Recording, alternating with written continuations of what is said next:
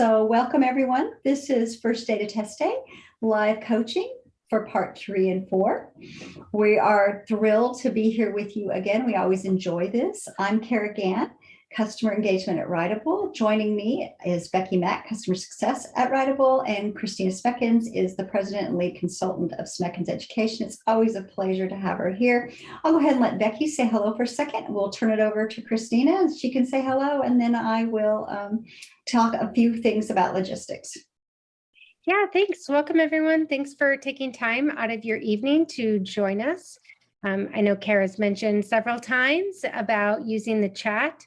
There's also the QA feature as well, whatever you're comfortable with, but we'd love to make sure that if you have questions, this is your time for coaching, and we're here to help and support you in that. So I will turn it back to Kara.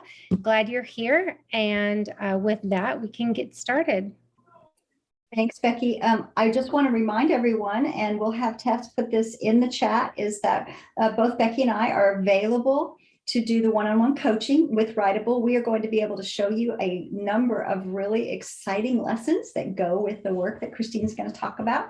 She is going to give you the teaching strategies, and then I will show you how Writable turns some of those pieces digitally. Hopefully you've had a chance to watch parts 3 and 4 of First Data Test Day, but even if you haven't, I'm going to highlight some of the big takeaways and kind of what should you focus on, and then we'll make some writable connections, and of course, ask questions or make comments, anything that can help you and clarify more.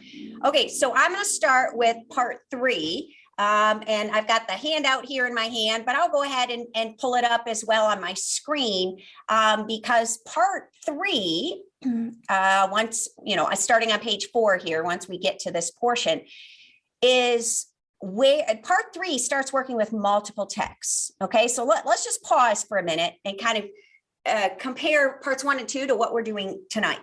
Parts 1 and 2 were, can they read a text? Can they make an inference? And then could they write that in a brief constructed response, which is a lot of complex thinking and asking of kids to do.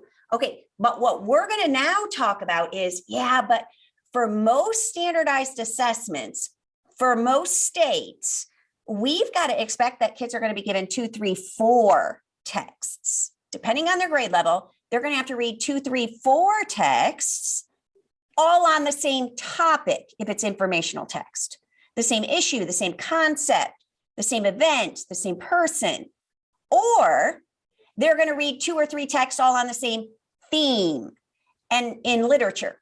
And so all of a sudden now we're talking about this simulated research task. And that kind of comes to light again in part 3 at the top of page 4 there. Okay, so let's pause and kind of put into perspective what we know from parts 1 and 2 and or the previous live coaching. And that was, you read and you have thoughts. You read and have thoughts. Remember highlighting, and Writable added that feature, and we talked about, okay, you can't just fake read. You've got to read and have thoughts, read and have thoughts. Okay, everything on parts 1 and 2 was about reading and thinking with one text. But the standards say, and they can do this with multiple texts, not just make comparisons, but synthesize.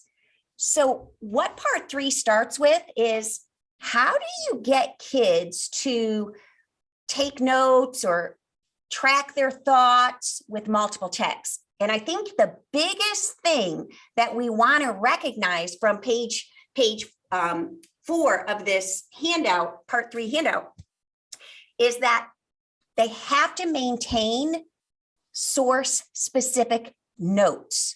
Okay.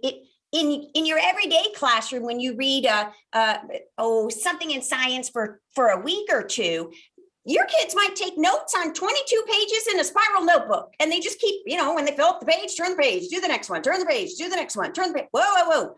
Wait a minute.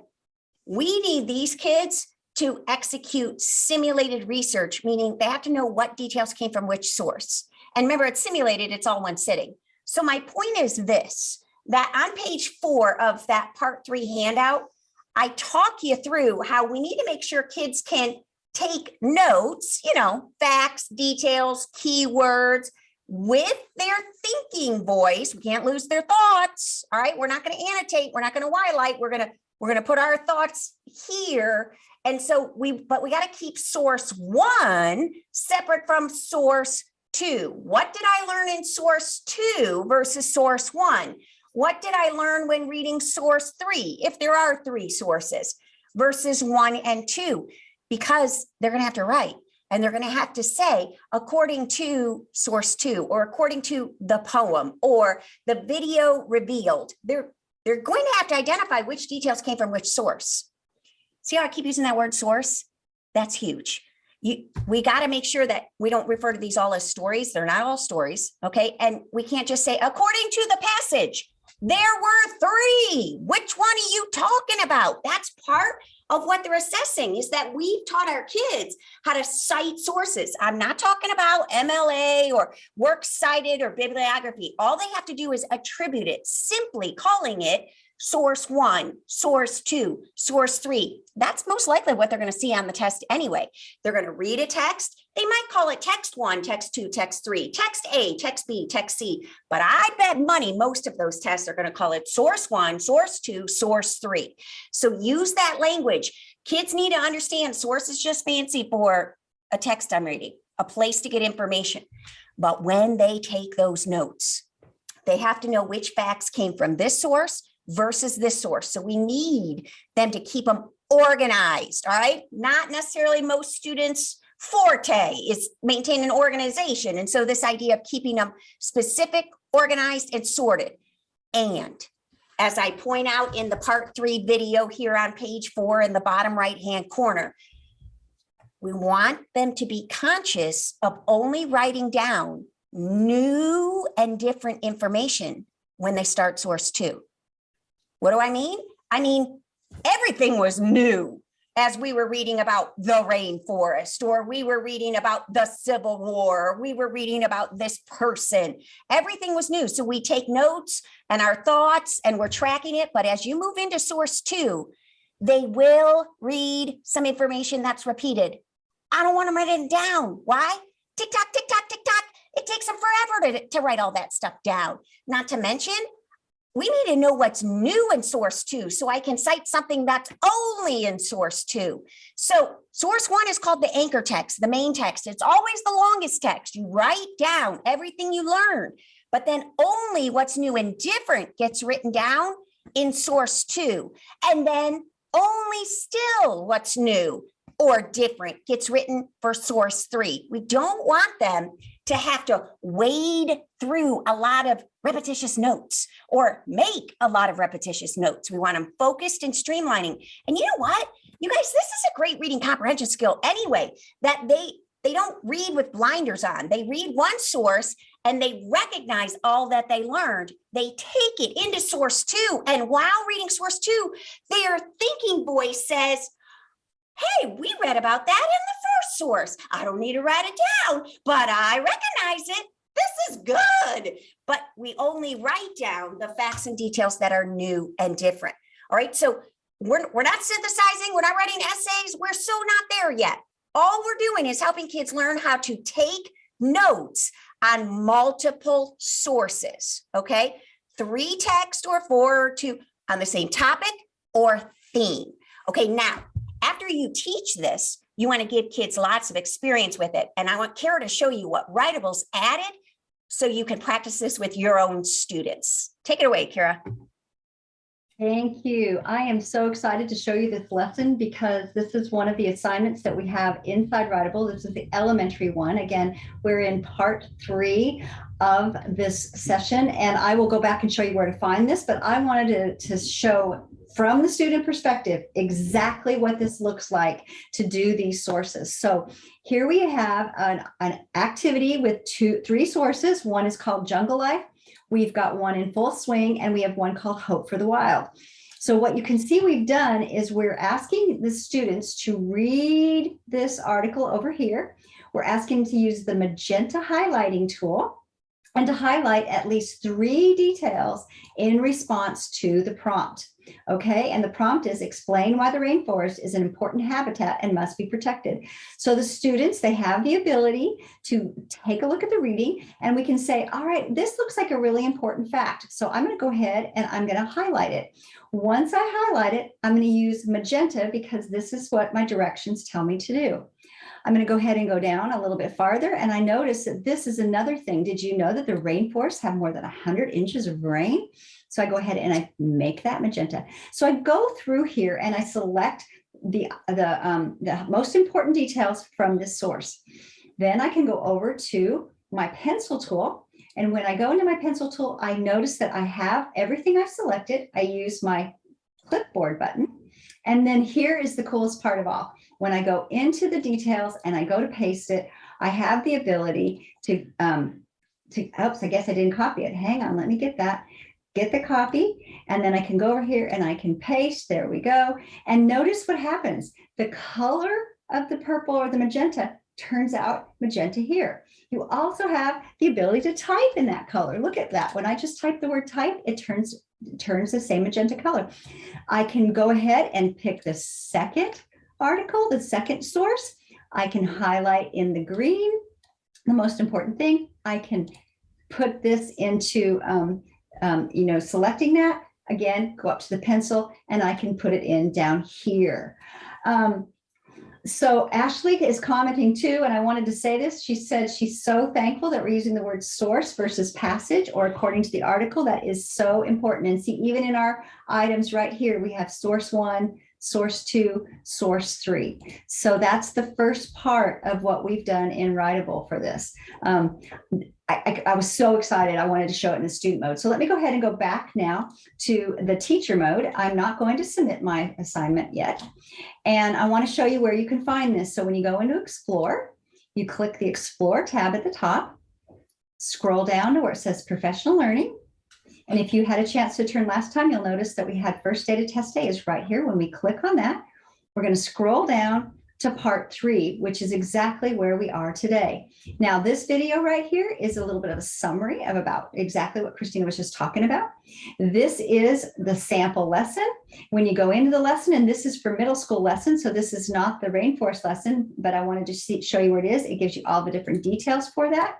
You have the ability to preview it. And again, we gave you all of these resources, the lesson materials, the graphic organizers, the quick clip, the answer key. So regardless of the grade level that you pick, elementary, middle, or high grade, you have a lesson in your Explore for part 3. And then you have videos that align with it, along with the ability to do resources. Okay, so we have another question that was asked. Why do you prefer source rather than article? And this was a question that Kristina, do you want to take? Yeah, I'd be happy to tackle this one. Okay, so remember what this is called, you guys. Simulated research task, simulated research writing. Okay, put on your old school hat when we were the students and when we did research writing. For a lot of us, this was the only time as the student we ever heard the word source, other than in social studies class when they talk about primary and secondary sources sometimes. We only ever, as the student, when we went to school, heard the term source in that very traditional research assignment, 6-9 week motherload unit, something. Well, okay, we've got to recognize that every time anybody gets information from a place, it's a source. A place to get information is broader than just article, because I can get it from the essay, I can get it from the poem, I can get it from the video, I can get it from the visual, I can get it from the map, I can get it from a documentary, an interview. So this idea of source is broader. Now, some people say, just call it text, just call it passage. Absolutely can. I just want you to know that on this portion of the standardized test, you will almost always, I haven't seen every state's test, but I bet money most state tests, when they have them read 2 or 3 texts on the same topic, will refer to them as sources of information. And if you aren't using this word with your kids, they're like, what's that? What's that mean? I don't know what that means. And it was kind of like 10 years ago, when all of a sudden we started seeing cite evidence, I had kids all over the state saying, kite evidence? What's kite evidence? Oh, no, we got to stay up on the academic vocab. So article and poem and genre, you can be specific like that, but they're all under the umbrella of a place to get information, which is a source. And our teachers bring in a sculpture that is a source of information. The painting is a source of information. So it's just broader and it's also academically correct. Okay, now I want to dovetail off of this concept of source and the coloring you saw in Writable. Okay, and I want to say that the resources on the First Day to Test Day secret site, there are lots of versions. You don't have to have the poster, okay? But this use of color, as you teach it, you can really teach the information we learned from one text, and maybe it's the blue facts. Again, you don't have to use the poster. You can just do it over here on the whiteboard or chart paper, but then we're collecting facts on the same topic or theme from a different source and a different colored sticky note. So if you start using color to collect facts, then when you show them Writable, they immediately know, okay, color switches because of the source, not just, I think I'll use green. No, it goes with the source. It's very intentional. Okay, now, as helpful as color is, colored sticky notes, colored pens, colored font, colored highlighter, as helpful as color is, here's what you have to remember. You got to wean off of it. Because on game day, they don't get to use color. They get to use scratch paper. That's it, just scratch paper. And a pencil at most, right? A pen or a pencil at most. So how do you get them to recognize facts are different, details are different? With the line to separate source 1 from source 2, from new and different information in source 3. So teach it with color, start it with color, partially because it's just more fun, all right? Half our job is to edutain, right? Educate and entertain at the same time, but then you got to wean off of it, okay? So that's something to really take note of. All right, so let's move this bus now and kind of talk about, all right, so we take notes on multiple sources. Got it. Now what? Okay, well, now I would spend a lot of time doing that. If you teach multiple content areas, elementary, you do the science and the social studies, I know you're already reading a little from the textbook and a new Zella article and a ReadWorks and a this or so, Writable. You're reading from scholastic articles. Get kids taking notes on multiple texts like that. And then save them. Save them. We read 3 different texts over this week. Great, save it. Do another one because you're going to read 3 or 4 texts in social studies for the next 2 weeks. Save it. And then do another one and do another one and just get good at multi-text note taking. Just work on that, but save those because then you've got something to work on for synthesis because that is likely what they'll do on game day. Yeah, they'll read a passage and answer multiple choice. They'll read a passage and have constructed response. But after reading several passages, they will usually have some kind of simulated research task, meaning they'll give them a prompt and they'll have to write this longer product, right? Extended response. Some people call it a performance task, and it's bigger. So they have to synthesize. And what is synthesizing? Oh, that's when you have an aha. What is that? Come on, we gotta be more clear with kids. What the heavens is synthesizing? What are they looking for? All right, so we spent all this time doing source 1, source 2, source 3, facts and details, only new and different, getting written down. Then we get a prompt, and the prompt says, identify, I'll use the Rainforest one, identify 3 important purposes the rainforest serves. Okay, and so I've read these texts and I've collected these facts. And what most students are going to do right now is say, well, one thing the rainforest does is, and they're about to restate this fact. And they might even say, according to source 1, the rainforest, blah. And then they'll say, in source 2, the rainforest, and they'll restate this. And in source 3, okay, you know what they're doing? They're summarizing. They're not synthesizing. Yeah. This is what most kids think they're supposed to do. Oh, it's way bigger than that. The thinking is bigger. It's 2 steps. We've only done step 1. What was step 1? Read and think about this text and take notes. Read and think about this text and take notes. Read and think about this text and take notes. Now it's time for step 2. And that's when you think beyond the 3 texts and synthesize. What do you mean? Well, I learned all these facts about the rainforest, but the prompt is identify 3 purposes the rainforest serves. Well, it said this about animals, and it said this about animals, and it said this about animals. So it provides a habitat for unique or certain type of animals. There it is. That's my synthesis. That's my idea. None of these authors said that. I said that. Oh, they all gave little facts and details, but this was my idea. That's a synthesis. I said it. See how I went beyond the text? You can have main ideas. Maybe it's persuasive and you're trying to synthesize reasons. Maybe we're trying to compare or talk about how to and steps and a procedure, and we're synthesizing steps. Nonetheless, if all our kids do is collect facts and then restate them, we're not synthesizing, we're summarizing. And that's what most kids do. You got to teach me how to synthesize. I spent a good chunk of part 3 on this. This was a huge facet.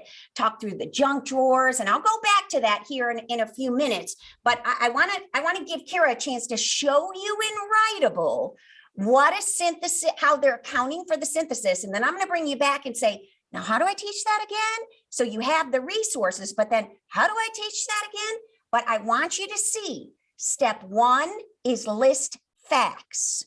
Kids can nail step 1. Then they're ready to write. No, you're not ready to write. You need to have step 2.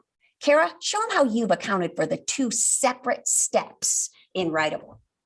Perfect. Okay, so this is another assignment that we have inside of Writable. And if you take a look at this again, you'll see that we have the 3 different sources. Again, we're asking the student to use the highlighting tool.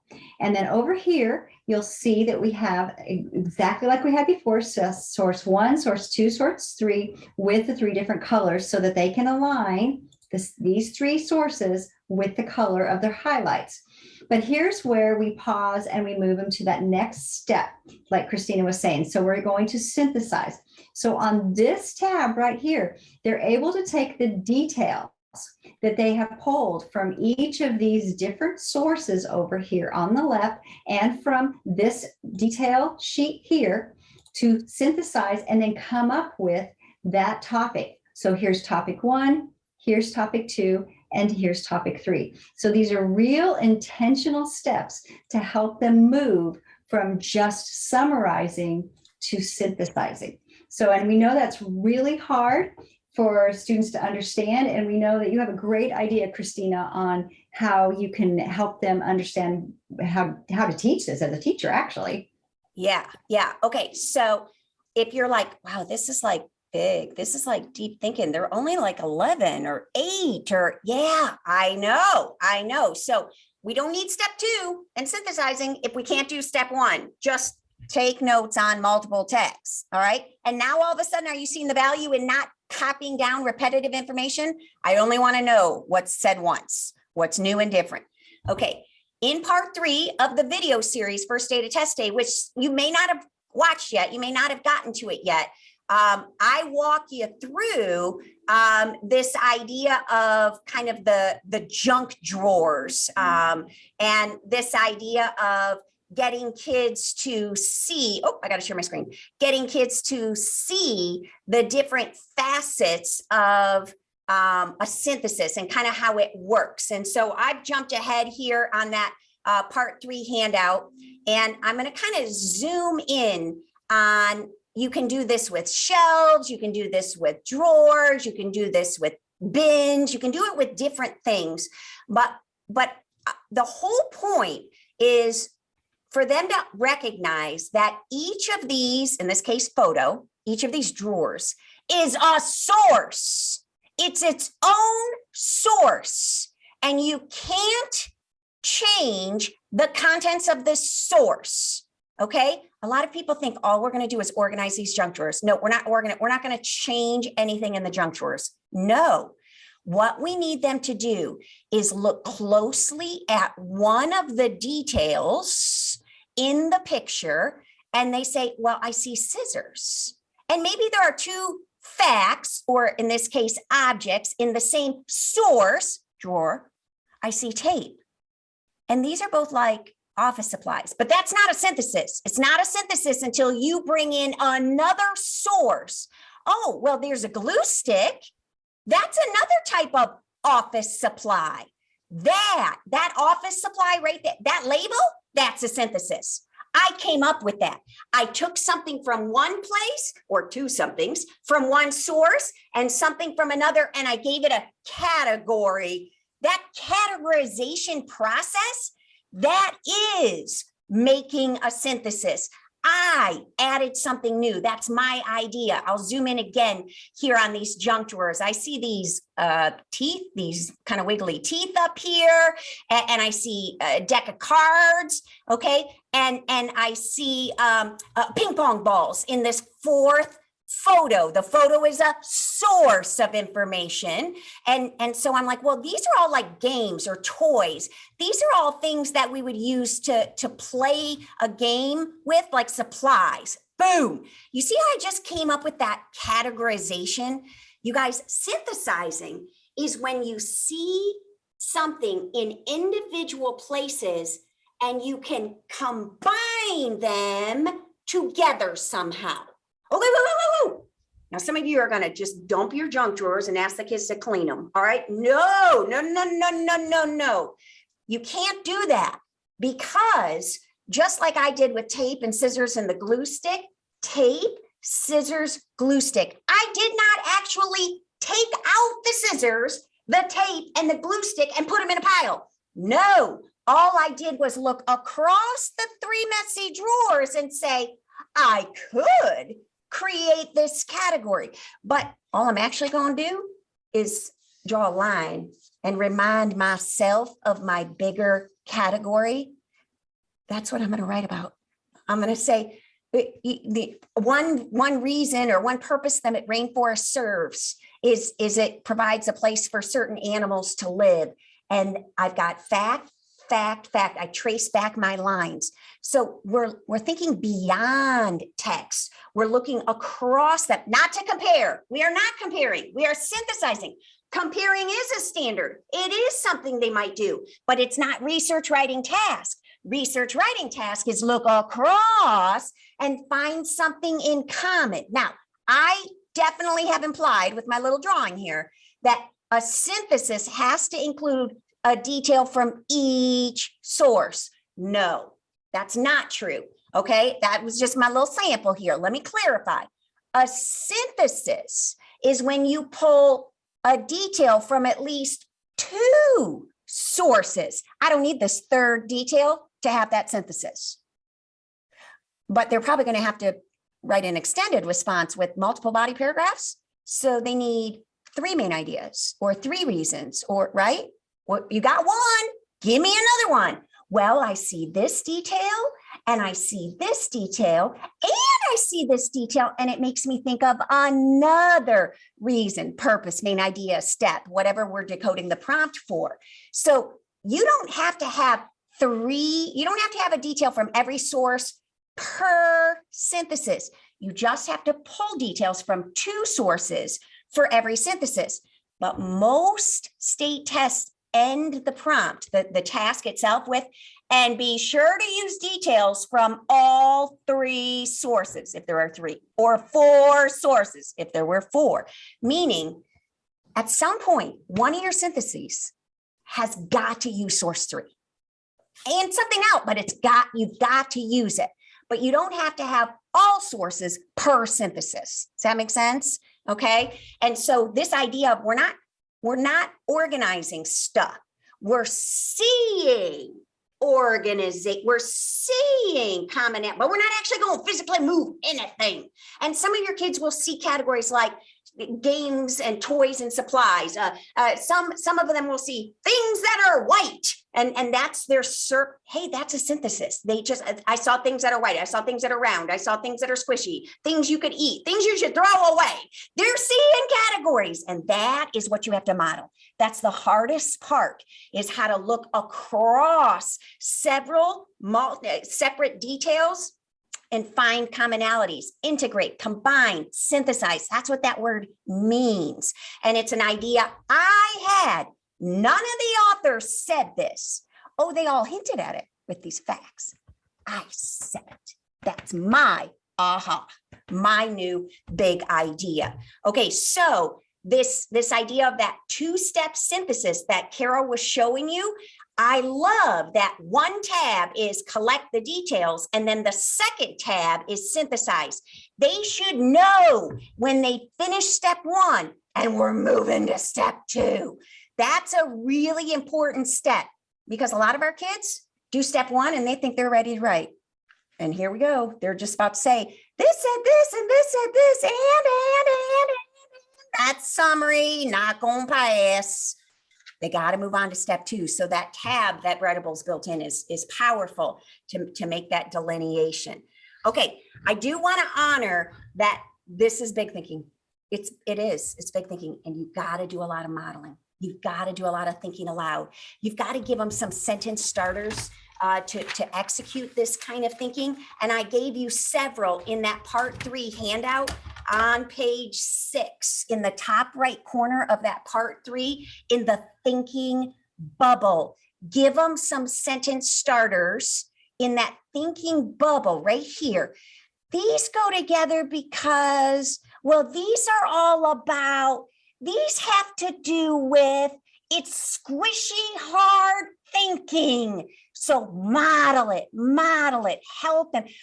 Find something, think about it, find something that has a similar sentiment in the list of facts about Christopher Columbus or the rainforest or whatever we're working on. But I want to honor, this is big and hard thinking, but it all starts with multi-text note-taking first. Okay, so now I want to transition us to another facet here, and that is that there are different kinds of syntheses. So how do I know if I'm synthesizing for reasons, Kristina, or synthesizing for steps, or synthesizing for main ideas? The prompt. The prompt tells you that. Okay, now for a lot of kids, this concept of prompt is their only mission is to figure out, what am I supposed to write about? And they think topic. Oh, write about the rainforest. Wait a minute. Are you writing persuasively about the rainforest? Are you writing a comparison about the rainforest? Are you writing how-to steps about the rainforest? I'm writing about the rainforest. Wait a minute. If you don't write in the right genre, we're going to be in trouble. So we have to decode the prompt. We've got to really appreciate and understand that decoding process. And this leads us into the part 4 handout, 4 of 4. And on page 3 of that handout, I walk you through that prompts have 3 components to them. I didn't say 3 sentences, although it could be 3 sentences. 1 sentence that tells you background, 1 sentence with the task, and 1 sentence with reminder directions. But it also might be 3 or 4 sentences with background knowledge, 2 sentences with the task, and 4 sentences with the direction. But nonetheless, it's going to have these 3 parts. What are those parts again? Background knowledge. It usually starts something with, after having read blah, blah, blah by so-and-so, and blah, blah, blah by so-and-so, and blah, blah, blah by so-and-so, you've learned a lot about the rainforest.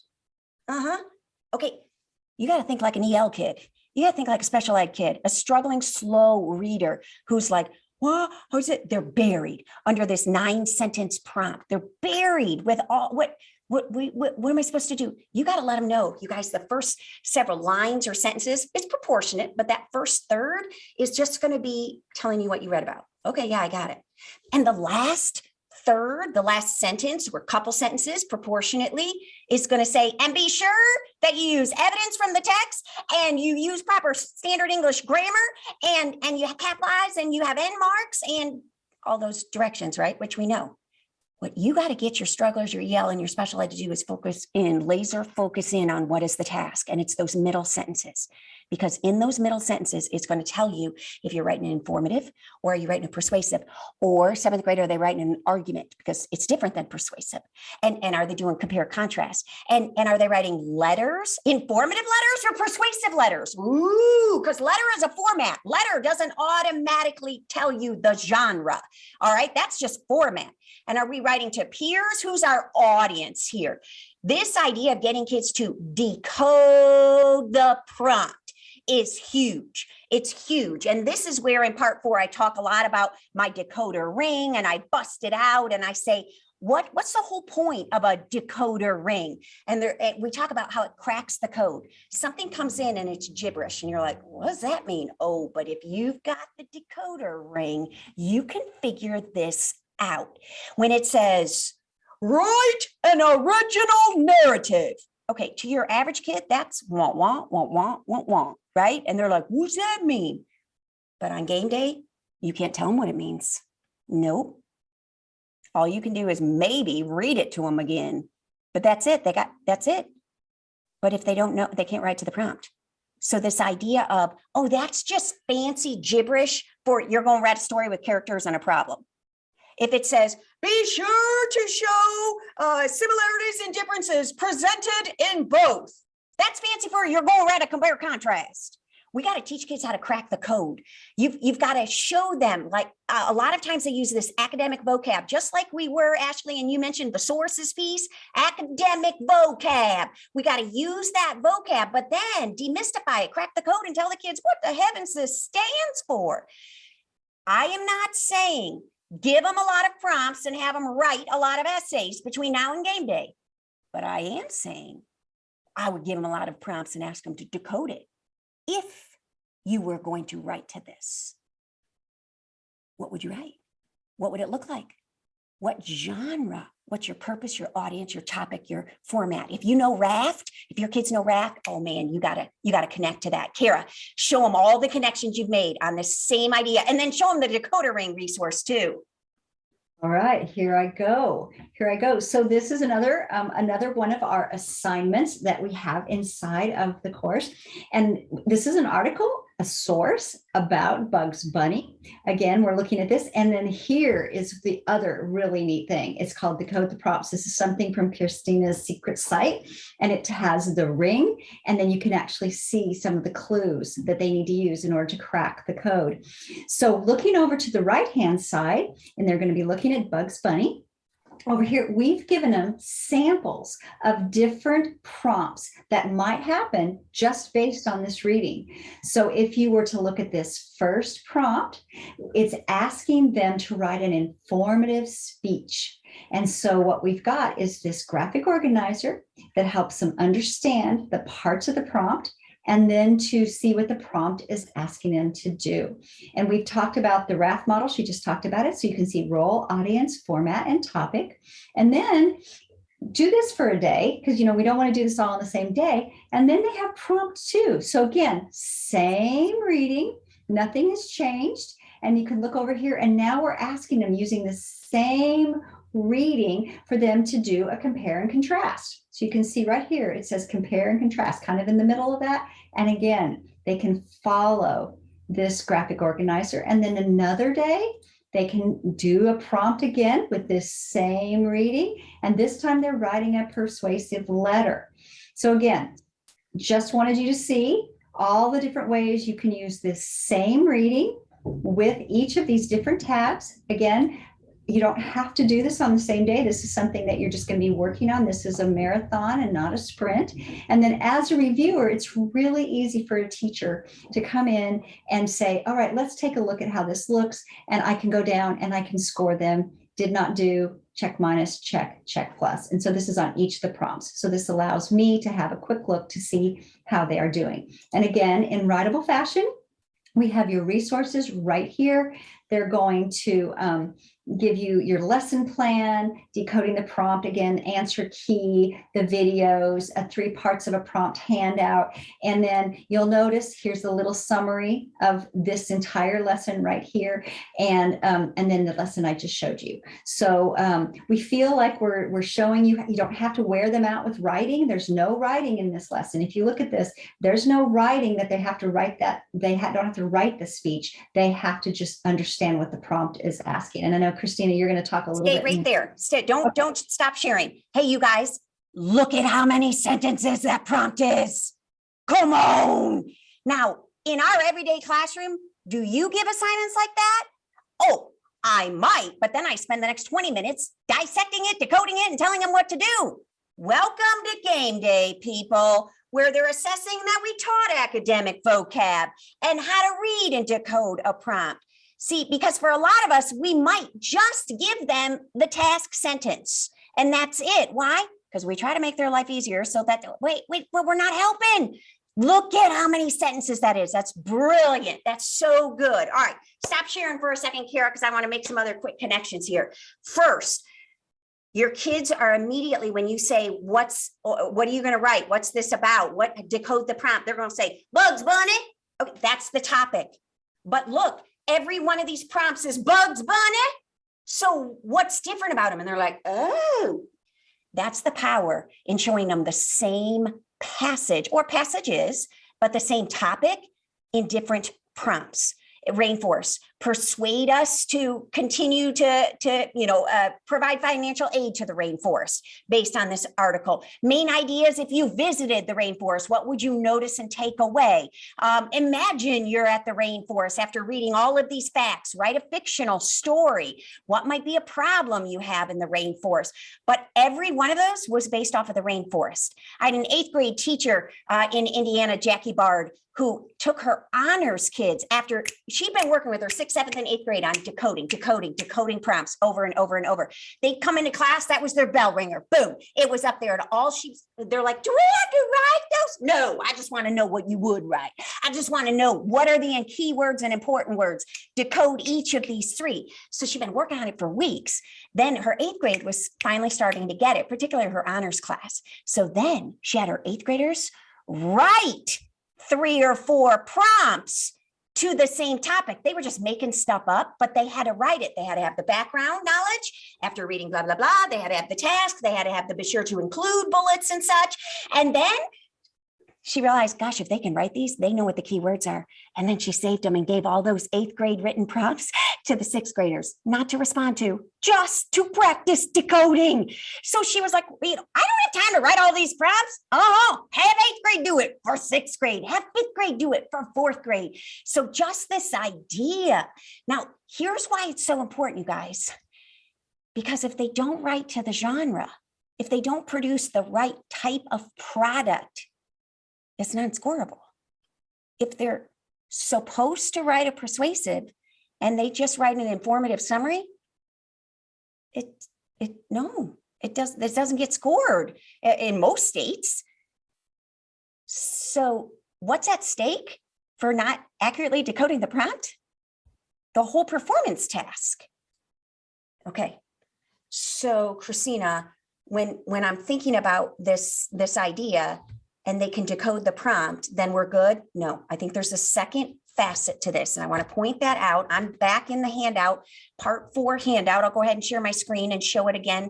I want to go to the next page in that part 4 handout where I talk about it's great to know these fancy schmancy words, okay, mean you're going to simply write a step-by-step. Or these fancy schmancy words mean you're going to write a persuasive with reasons. But you got to go one step further and you got to get kids to visualize their body paragraphs. Like, okay, you're going to write a how-to. What does that look like? And they're like, what do you mean? Intro, body, conclusion. Come on, everything has an intro, body, and conclusion. Intro, body, and conclusion. Intro, body, and conclusion. It's all about what's in the body. The body is made up of steps versus categories versus reasons versus main ideas versus, I don't know.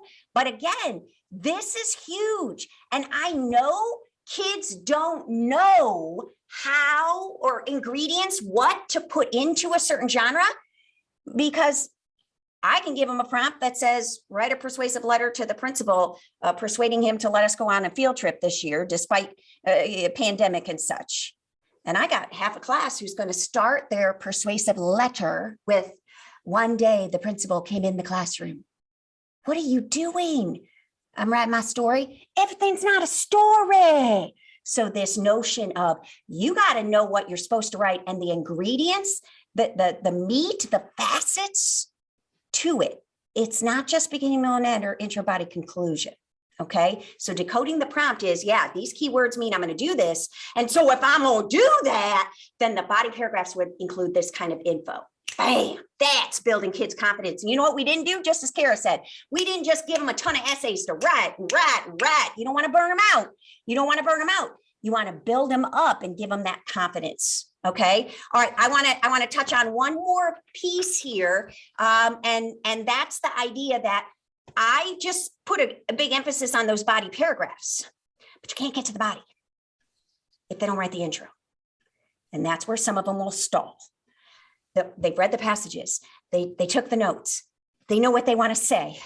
But now they're looking at the blinking cursor in the big window or the lines in their pencil, and they're ready to write. And they're like, how do I start? I don't know how to start. Okay, wait a minute. This is a unique type of academic writing, and we don't need a hook. This isn't creative writing. No, we need to teach them how to repurpose the prompt. What are you going to start with? Well, a lot of the background that was in the prompt. The prompt started with, after reading blank and blank and blank, you learned a lot about now persuade or how to or. Well, now wait a minute. So that means that when I write my introduction about text, it would make sense that I would start with, after reading blah, blah, blah by, and blah, blah, blah by, and blah, blah, blah. There's a lot to have been learned about the rainforest. 3 reasons that we should financially support the rainforest are blank, blank, blank, and then boom, we're done with the intro. We got to help kids get started. And I talked through that idea of rework the prompt on page 8 of the part 4 handout. And I use that flavored milk example, and I kind of walk you through that piece. You guys, I'm not saying the intro is super valuable in terms of a big point getter. Where the value, I think the intro is helping kids get to the body. The score is about the body. What ideas did they bring? What evidence did they cite? What did they explain? And did they put it in the right genre? We just got to get them to get something on paper in that intro. Okay, so if you haven't yet watched How to Rework the Prompt from part 4, watch that. But presuming you have, Kara, show them what you did in Writable to give them some additional practice. Okay, so I'm going to display another assignment and lesson that we have inside of Writable. And again, you'll notice that we are still using this Bugs Bunny reading, because you don't have to have a different reading for doing this. We're still working on just the different parts of this reading. So what we have over here is we have this rework the prompt. We've given some directions, exactly what Kristina has said. And then we've even given them a practice tab so they can actually look at how does this graphic organizer work here in the prompt. So if you look at this, we're asking them to make changes to the prompt and turn it into an introduction with a clear topic sentence. So here's the prompt. Again, as Kristina said, these prompts are not short. They're definitely meaty. And then down below, we've put this together where we're saying, get ready to write. And then we actually gave them how to write their first introduction sentence based on this prompt. And then if you scroll over each of these lines, you can see the type of word that goes in there. It kind of reminds me of some of those fun games that we play. State the name of the animated short that launched Bug Buddy's career. So it gives them a little bit of practice to think about it. Then we go into prompt 1. So we've given them a different prompt. This one's a compare and contrast essay. And then they can go in, look at you break it out, think through what you're going to write, and then write your introduction. Same thing on prompt 2. Here's another opportunity for them to practice the prompt. And this one here is a persuasive letter. Again, they can write their introduction. So they change that based on the information that they're receiving from the prompt. The grading is the same for the teacher. It has the X, the check. And again, we're not asking them to write the essay. We're only asking them to rework the prompt. Okay, so one of the things that I think, these writable resources that Kara was showing you with all of the prompt pieces, the background knowledge and Decoded, and then in this case, Rework the Prompt, is that part of what we need to recognize is got to be part of our curriculum and instruction is more than just reading, comprehending, and writing longer responses. Our instruction has to include this academic vocab piece as well. And so by having kids in these writable activities, not read and then write a giant response every time, it's very focused on the skill work you have been teaching, and now you want them to practice a little bit. And so it's not always generating whole products. I think one of the worst things we can do at this point in the year is have kids write giant essays. Well, you're going to have to on game day, so we better get, ideally, we would have been doing that all year long, on and off, on and off, on and off, building their writer stamina. Yeah, teaching these skills, layering the skills, absolutely. But as we go into this March and April, we want them to be prepared, but we don't want to burn them out. So be conscious of how much repetition can you use the same passages. We just use these passages to take notes, and these passages to take notes, and these passages to take notes. And then we saved all the notes and we go back to the same passages, and I work on synthesizing and synthesizing and synthesizing. And then we go back to the same ones, and I give them 3 kinds of prompts, 3 kinds of prompts, 3 kinds of prompts. And they know these passages well, and they can really be working on the academic vocab and the skills. Doing one giant product where we spend 4 days reading, taking notes, synthesizing, writing a first draft, and revising it to be a final draft. Who gets good at doing something once? They need a lot of experience with this. Okay, so break it down and then save that stuff and go back to it. And I mentioned that whole idea of a final draft. You know what else I wouldn't be doing a whole lot of right now this time of year is revisions. You don't get to do it again on game day. One and done, peeps, one and done. I think that teacher giving feedback, I think peer review, I think giving them an assessment, I think asking them, if you could do it again, what would you do differently? But you don't get to. Welcome to the game day. This is it. It's one and done, one and done. And so just being really conscious of that. Also, not burning them out. And I say all this because I had a student who had amazing revisions. Like, seriously, what kid has amazing revisions, really, right? I mean, they change 2 words, put in a period, and they're done. But this kid, Stuart, amazing revisions. I seriously thought his mom was writing them. And so I'm conferring with him, writer's workshop. And I'm like, Stuart, and I say it more rhetorically than anything. And I say, Stuart, dude, man, you're killing me with these second drafts. These revisions are so good. Why can't your first draft be this good? And I said it more rhetorically. And Stuart says, it could. I said, what? He said, well, you know how you always make us submit it again to up our rubric score? I always save my best stuff till the final draft. Stuart needs to know on game day you only get to do it once. Put it all in there. So this notion of lots of little practice, go back to the same ones and build their confidence will be huge. Let me end, and then Carol, we'll see if we have any questions or comments. I kind of want to end with, all of it sounds good, but gosh, if they're not ready, where do I start? What should I do? So I'm gonna pull it back up on the screen, but I'm gonna go to the last page in the part 4 handout, the last page where I kind of walk you through the ultimate scaffold. Okay, and everything Kara and I were talking about today in this live coaching call is all parts 3 and 4. Which is how to collect details from multiple texts, how to decode prompts, how to see across text and synthesize, and then write the product. Okay, wait a minute. There's a reason this is called parts 3 and 4, peeps. All right, It comes after parts 1 and 2. So if you're right now freaking out and totally overwhelmed by this, which is not unusual, okay, then you got to figure out where your kids are. Kristina, we can't even read one text and figure out the main idea. Well, then we don't need to synthesize 4 main ideas across 3 texts. You're just going to scare the bejesus out of them. All right. If we can't figure out one author's purpose, then we don't need to be comparing. We don't need to be synthesizing. I would be good at one text thinking, comprehension, and writing a constructed response, which is about one text. The extended response comes into play when they start doing that multi-text integration and synthesis, simulated research writing. So figure out where your kids are. Where are they on this? And remember, this course is called First Day of School to Test Day. It's not called March to Test Day. Although for some of us, that's when we discovered this workshop. And so when next year, you'll be better. Next year, you'll plan this out. But right now, you got to figure out where they are and give yourself some grace. Give your kids some grace. Where are we? What's my goal? Next level, next step. Maybe not the last step, the next step.